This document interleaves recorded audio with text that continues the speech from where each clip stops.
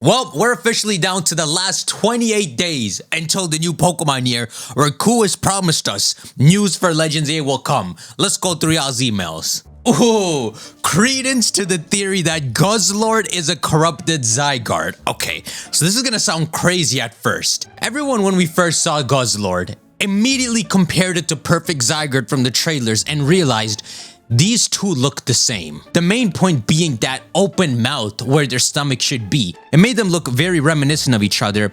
And the nail in the coffin back then was you encounter Guzzlord inside the Resolution Cave, which is the Alola equivalent to the Terminus Cave, which, if y'all don't know, there's a tidbit with the Terminus Cave, which is from 2013, in that if you zoom out and look at it, it's shaped like Perfect Zygarde.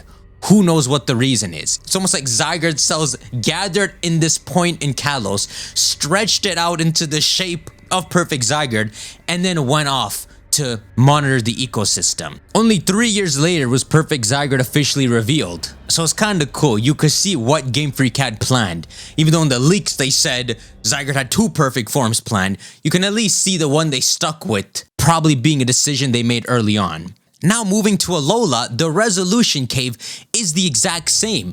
It's shaped like Perfect Zygarde and the Terminus Cave once again. This is the setting for where Looker tells you to find Guzzlord in Sun and Moon. It was a crackpot theory back then.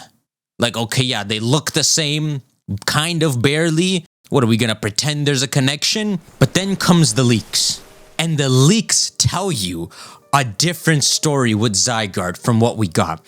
One where Zygarde is in Alola specifically to hunt down one beast, one Ultra Beast. And you're supposed to take Perfect Zygarde to the End Cave, which is the Japanese name of the Resolution Cave, to fight this beast.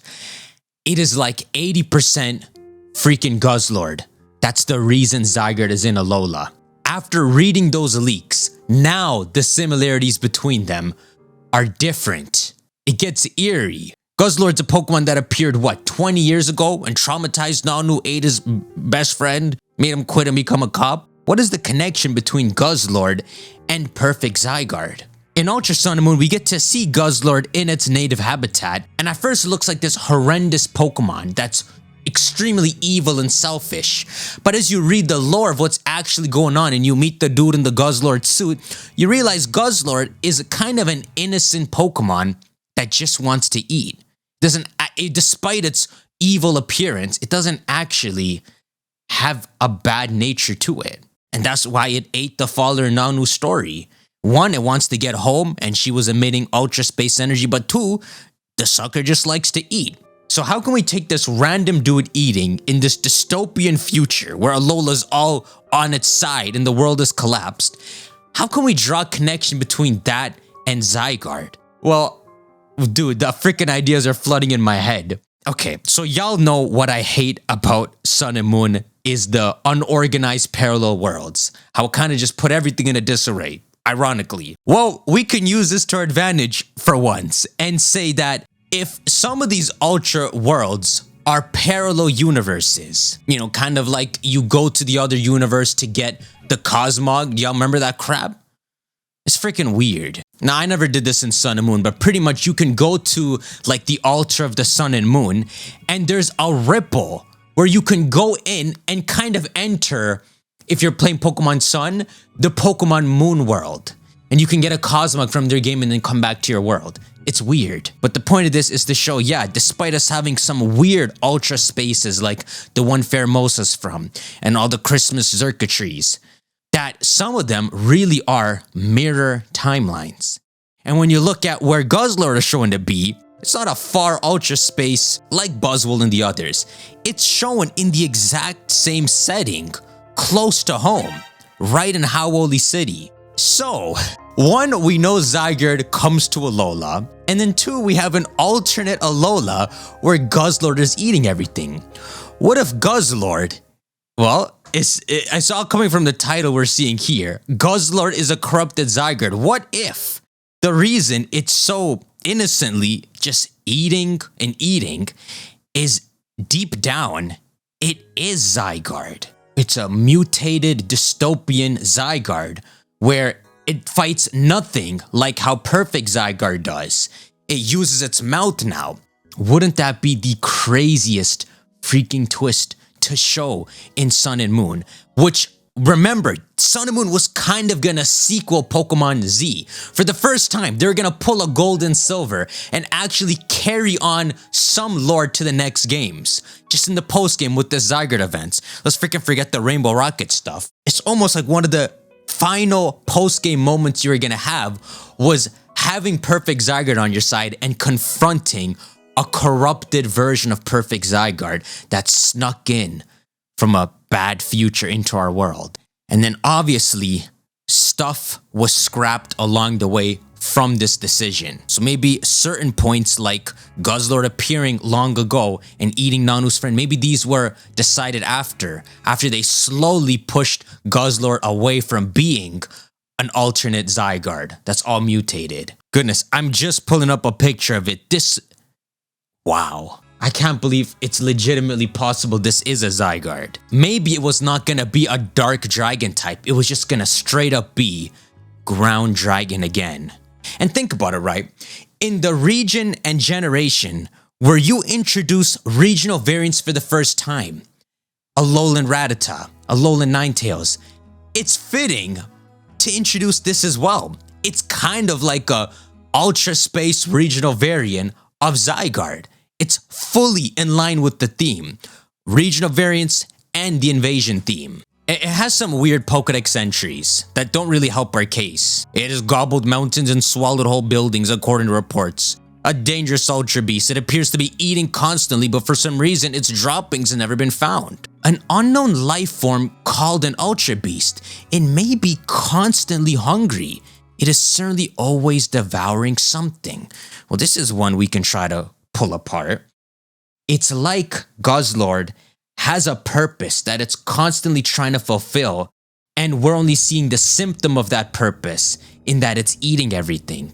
Kind of like deep down, it's trying to protect the ecosystem, but it's all mindless and corrupted that this is all you can see of it. And then it's apparently a common organism in the world where it normally lives, which is kind of interesting too. Well, if we're assuming it to be straight up perfect Zygarde, this doesn't really work. How could there be all these roaming corrupted Zygardes here? Unless, well, you know, when we go to Guzzlord's world, we don't see the other Guzzlords. So maybe if you were to see what the Guzzlords look like, they're actually extremely small. As if every single Zygarde cell is a Guzzlord. And the one we encounter in the games is just one of the last ones we can see that's eaten so much that it's huge now. So instead of it being a corrupted perfect Zygarde, it's all of its cells individually corrupted and just eating everything in the world. Damn, man. And to think, there's an actual lore and story that's long scrapped. Something along these lines. Though we're reading between the lines, right? There's no proof it's Guzzlord in the leaks. But we can see the aftermath of what they scrapped, finding Guzzlord in the end cave like that. Okay, let's go to your email. Hey T-Tar, you already talked about this, so you're familiar with the theory that Guzzlord is a mutated Zygarde from a dystopian world. And as of the leaks, we know Zygarde was planned for Sun and Moon regardless of if Pokemon Z released or not, and it was going to have a side quest in Resolution Cave where it fights an Ultra Beast that's gonna be the threat to the ecosystem. I think that beast was supposed to be Guzzlord. What other single Ultra Beast can be such a giant threat that Zygarde needs to take care of it? Zygarde must have sensed Guzzlord because of the similarity of its cells, and that's why it's in Alola. Wow, that's even greater. The last idea I guess I can put out there that comes to mind is a misconception we had about Zygarde. When Kalos first came out, we had the notion that Zygarde was the protector of the entire world. That even if a threat arose in Kanto, Zygarde would pop up if it got that bad and try to protect us. But really, its Pokedex entry from the start has always said that it's when the Kalos region's ecosystem falls into disarray that it appears and reveals its secret power. This would also be why Zygarde isn't discovered in any other region, until we come to Kalos. And they don't make a point in the Kalos games to at least pretend it was monitoring all the other regions. It only cares about Kalos. Now, I can't dive into why that could be the case. We'll talk about that another time. What's so special about Kalos? But then why is it in Alola? That last line you said in the email is an interesting answer to that idea. It would never normally come to Alola. But Zygarde might have sensed Guzzlord because of the similarity of its cells. So Zygarde's minding its business properly, controlling and protecting Kalos, when suddenly its radar goes off and it's sensing cells that aren't its. And so it's like, okay, this is post Pokemon Z, by the way. So we dealt with Lysander, Xerneas, and Yveltal. Kalos is kind of safe right now. I'm gonna go check that out. And so it breaks its normal guard on Kalos and goes to Alola to check it out. And that's why we see it there. All the Ultra Beasts have 570 BST and Beast Boost as their ability. I imagine it was originally not going to be that. Its base stats would have probably been way higher. And the most eerie thing they could have done is you take Zygarde to End Cave and you talk to Guzzlord, and its ability when it activates is just called Aura Break on Guzzlord. And maybe the game never even has to explain that that's a Zygarde. But that alone just tells us what's deep down underneath that. Freaking weird.